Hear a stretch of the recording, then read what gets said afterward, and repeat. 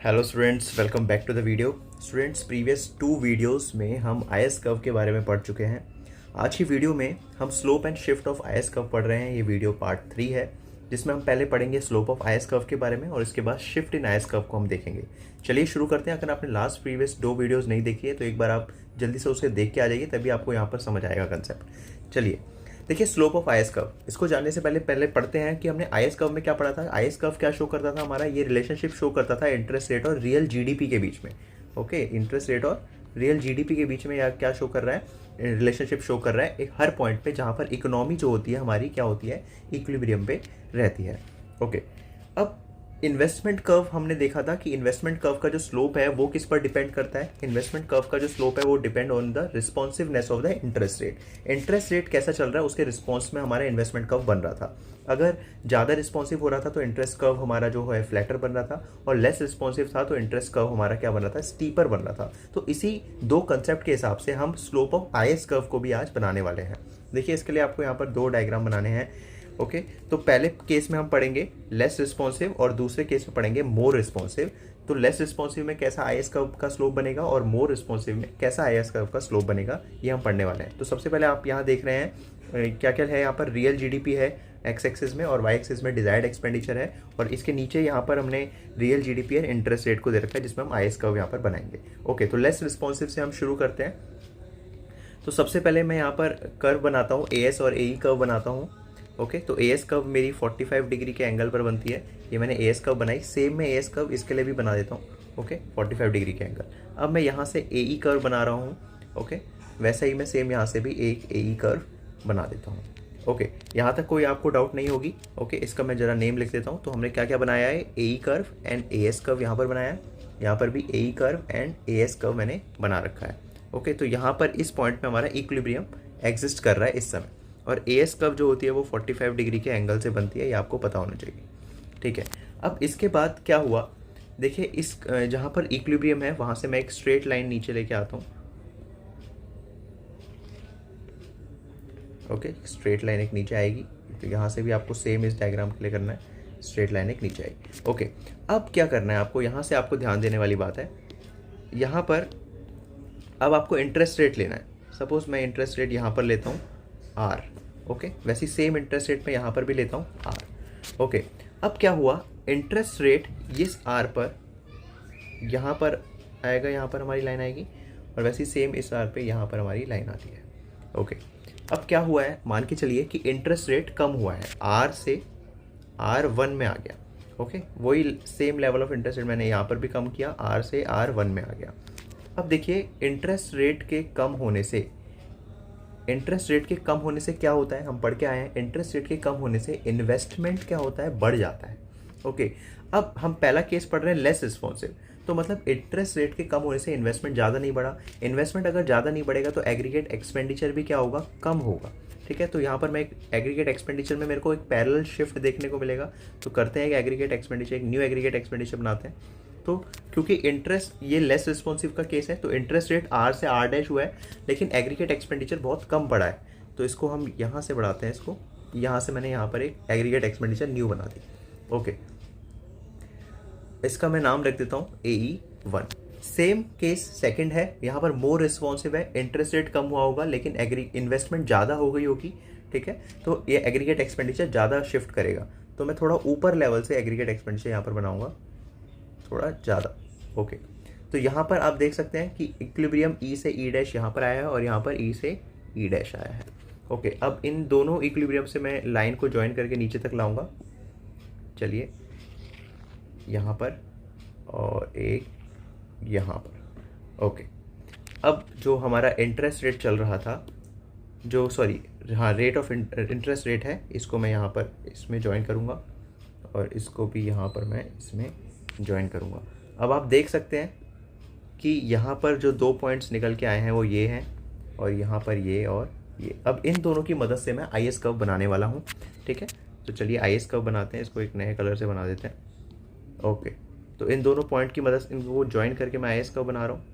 तो एक यहाँ पर बना मेरा और एक मेरा ये बना। ओके, तो आप देख सकते हैं यहाँ पर जो लेस रिस्पॉन्सिव का केस है, वहाँ पर आईएस कर्व थोड़ा स्टीपर बना है, और जो मोर रिस्पॉन्सिव का केस है यहाँ पर आई एस कर्व आपका फ्लैटर बना है। तो यही यहाँ पर सीखने वाली बात थी, ठीक है ना, कि slope of I S curve क्या होता है। तो यहाँ पर हमने देखा कि लेस रिस्पॉन्सिव के केस में जब इंटरेस्ट रेट कम होता है लेकिन एग्रीगेट एक्सपेंडिचर में ज़्यादा फर्क नहीं पड़ा, तो लेस रिस्पॉन्सिव था, तो आई एस कर्व मेरा लेस स्टीपर बना है। और इंटरेस्ट रेट जब कम हुआ उसी सेम लेवल में लेकिन एग्रीगेट एक्सपेंडिचर ज़्यादा बढ़ गया, ज़्यादा शिफ्ट हुआ एग्रीगेट एक्सपेंडिचर, ओके, तो आई एस कर्व मेरा क्या बना है, फ्लैटर बना है। ओके, तो कंक्लूजन सीखा क्या हमने यहाँ पर, तो हमने यहाँ पर सीखा है कि if investment are less responsive to interest rate, अगर इन्वेस्टमेंट हमारी लेस रिस्पॉन्सिव होगी, या फिर मैं कह सकता हूँ slope of investment function is low होगा, तो आई एस कर्व मेरा क्या बनेगा, स्टीपर बनेगा। वैसे ही इन्वेस्टमेंट अगर मोर रिस्पॉन्सिव होगी इंटरेस्ट रेट के, या फिर मैं कहूँगा कि हायर स्लोप होगा इन्वेस्टमेंट फंक्शन का, तो आई एस कर्व मेरा कैसा बनेगा, फ्लैटर बनेगा। ओके, तो ओवरऑल जो कंक्लूजन है वो ये है कि slope of I S curve किस पर डिपेंड करता है, स्लोप ऑफ इन्वेस्टमेंट फंक्शन पर। हमने इन्वेस्टमेंट फंक्शन का भी स्लोप देख लिया प्रीवियस क्लास में, और इस क्लास में हमने आई एस कर्व का भी स्लोप देख लिया। दोनों का स्लोप आपस में क्या करते हैं, एक दूसरे पर डिपेंड करते हैं, और दोनों में क्या है, डायरेक्ट रिलेशनशिप है। अगर आई एस कर्व आपका फ्लैटर होगा तो इन्वेस्टमेंट कर्व भी फ्लैटर था, और इन्वेस्टमेंट कर्व अगर स्टीपर होगा तो आई एस कर्व भी आपका स्टीपर देखने को मिलेगा। इसलिए यहाँ पर बोला गया है कि दोनों के स्लोप में क्या है, डायरेक्ट रिलेशनशिप है। आई होप यहाँ तक आपको अच्छे से क्लियर हो गया होगा। तो देखिए स्टूडेंट, इसके बाद जो हमारा कंसेप्ट है वो है केस 2, जिसमें हम पढ़ेंगे shifts in I S curve. I S curve क्या शिफ्ट कर सकता है, तो कैसे कर सकता है उसको हम समझ रहे हैं। तो इसके लिए पहले सेम हम वही डायग्राम यहाँ पर बनाएंगे जिसमें हमने ए ई कर्व बनाया था और ए एस कर्व बनाया था, उसको हम पहले बना लेते हैं। देखिए यहाँ से आपका 45 डिग्री एंगल से ए एस कर्व है, और यहाँ से आपका ये ए ई कर्व बन रहा है। ओके, तो ये ए ई है और ये आपका ए एस कर्व है। यहाँ पर आपका क्या आ रहा है, इक्विलिब्रियम पॉइंट आ रहा है। ठीक है, shift in I S curve. अब इस पॉइंट को मैं यहाँ से नीचे लाता हूँ, एक मिनट, जहाँ से इक्विलिब्रियम है यहाँ से यहाँ नीचे आया। ओके, और अच्छा यहाँ पर मैंने इसको प्लॉट कर देता हूँ पहले आपके लिए, कि जो यहाँ पर आपका एक्स और वाई एक्सिस है वो क्या शो कर रहा है। यहाँ पर एक्स एक्सिस आपका डिज़ायर्ड एक्सपेंडिचर को शो कर रहा है, और वाई एक्सिस आपका रियल जीडीपी को शो कर रहा है, sorry x axis real GDP. वैसे ही सेम यहाँ पर क्या है, ये इंटरेस्ट रेट को शो कर रहा है वाई एक्सिस, इसमें हमारा आई एस कर्व बनेगा, और ये जो है हमारा किसको शो कर रहा है, रियल जीडीपी को। ओके, अब यहाँ पर आपने क्या देखा, ए ई कर्व देखा, ए एस कर्व देखा, आपस में इक्विलिब्रियम हो रहा है। अब देखिए हमें पढ़ना है shift in I S curve. अब देखिए सपोज करते हैं I S curve, A E curve में चेंज आया, लेकिन ये जो चेंज आया ए ई कर्व में, जो चेंज आया not due to R O I, rate of interest के चेंज होने से चेंज नहीं आ रहा है, कोई अदर फैक्टर के कारण चेंज आ रहा है। जैसे गवर्नमेंट एक्सपेंडिचर बढ़ गया तो ई कर्व शिफ्ट हो गया, या फिर एक्सपेंस बढ़ गए तो ई कर्व शिफ्ट हो गया, मिनिमम लेवल ऑफ कंजम्पशन बन गया तो ई कर्व शिफ्ट होगा, या फिर इन्वेस्टमेंट बढ़ गया, ठीक है, आर ओ आई को छोड़ के, तो ए कर्व में शिफ्ट हो गया। लेकिन बिजनेस टैक्स हमने पढ़ा था प्रीवियस क्लास में कि अगर बिजनेस टैक्स कम कर दे सरकार तो इन्वेस्टमेंट क्या हो जाता है, बढ़ जाता है। तो उस कारण अगर इन्वेस्टमेंट बढ़ रहा है तो ए कर्व में क्या देखने को मिलेगा, शिफ्ट देखने को मिलेगा।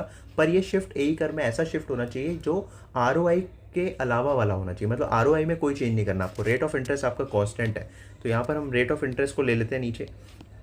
सपोज ये रेट ऑफ इंटरेस्ट था आर, ठीक है ना, ये क्या है आपका कॉन्स्टेंट है, ये फिक्स्ड है। ओके, तो ये कांस्टेंट था, लेकिन तब भी आपका ए कर्व क्या हुआ है, शिफ्ट हुआ है। तो ए कर्व हम शिफ्ट करवाते हैं जरा, तो ए कर्व यहाँ से लेके यहाँ पहुँच गया, सपोज करते हैं। ओके, तो न्यू ए कर्व ये आ गया AE1। ओके, तो यहाँ इक्विलिब्रियम हमारा यहाँ पर पहुँच गया है। अब यहाँ से अगर मैं इस लाइन को नीचे ले जाऊँ, इस लाइन को मैं यहाँ से नीचे ले गया, यहाँ पर एक मिनट, ये स्ट्रेट नहीं हो रखी, इसको मैं फिर से बनाता हूँ। देखिए यहाँ से मैं इस लाइन को नीचे ले गया। अब मेरा इंटरेस्ट रेट क्या है, सेम है, तो ये आर वाला लाइन ये बिल्कुल यहाँ पर तक आएगी, स्ट्रेट आएगी यहाँ तक। ओके, तो ये 2 पॉइंट आए, एक पॉइंट ये आया, एक पॉइंट ये आया। देखिए इस पॉइंट में पहले से ही एक आई एस कर्व चल रही होगी। ओके, इस पॉइंट में एक पहले से ही आई एस कर्व चल रही होगी। ये एक आई एस कर्व मैंने बनाई, इसको भी स्ट्रेट बना देते हैं। ठीक है, इस पॉइंट में पहले से ही आई एस कर्व चल रही होगी। अब क्या हुआ, ए इक्विलिब्रियम ई से E1 में शिफ्ट हो गया है, ई से E1 में इक्विलिब्रियम शिफ्ट हो गया है, तो आई एस कर्व भी क्या हो जाएगी, शिफ्ट हो जाएगी। ठीक है, तो आई एस कर्व हमारी शिफ्ट हो जाएगी, इस पॉइंट से लेके वो इस पॉइंट से अब गुजरने लग जाएगी। तो पैरेलल शिफ्ट यहाँ पर देखने को मिलेगा आपका आई एस कर्व का। तो ये आपकी आई एस कर्व थी। ठीक है। तो ये प्रीवियस आईएस कर्व थी जो ए पॉइंट पे थी, अब new IS curve B point से आपके होके जा रही है जिसका नाम है IS1। तो शिफ्ट इन आईएस कर्व हमने देखा कि यहाँ पर शिफ्ट कैसे हुआ आईएस कर्व का, जब भी एग्रीगेट एक्सपेंडिचर में चेंज आएगा। अब वो चेंज होना चाहिए ROI को छोड़ के। ROI को छोड़ के कोई भी अगर चीज़ बदली है, जैसे कि गवर्नमेंट एक्सपेंडिचर बढ़ गए हैं, एक्सपेंस बढ़ गए हैं, या फिर मिनिमम लेवल ऑफ कंजम्पशन बढ़ गई है, इन्वेस्टमेंट बढ़ गई है, तो उससे एग्रीगेट एक्सपेंडिचर आपका शिफ्ट करेगा। तो पुराने एग्रीगेट एक्सपेंडिचर पे ये आईएस कर्व बन रही थी, IS ए पॉइंट से गुजर रही थी इस रेट ऑफ इंटरेस्ट में, और जैसे ही एग्रीगेट एक्सपेंडिचर बढ़ा तो जो IS कर्व हमारी बनी वो बी पॉइंट से बन रही है। तो आप देख रहे हैं यहाँ पर राइटवर्ड शिफ्ट आपको देखने को मिल रहा है।